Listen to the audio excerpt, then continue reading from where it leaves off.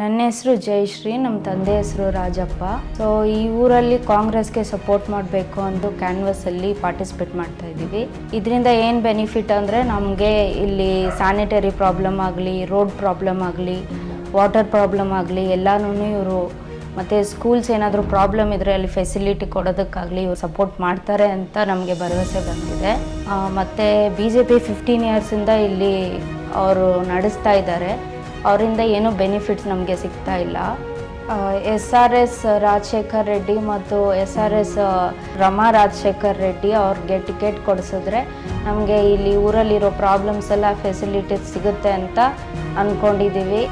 Sanitary problems ಮತ್ತು ಬಡವರಿಗೆ ಯಾರಿಗೆ ಮನೆ ಮಠ ಇಲ್ದಿರೋರಿಗೆ ಮನೆ ಸಿಕ್ಕೋದು ಮತ್ತು ಅಭಿವೃದ್ಧಿ ಕೆಲಸಗಳು ಟಿಕೆಟ್ ಕೊಡಿಸಿದ್ರೆ ಇಲ್ಲೆಲ್ಲ ಅಭಿವೃದ್ಧಿಗಳಾಗುತ್ತೆ ಅಂತ ನಮಗೆ ಇದೆ.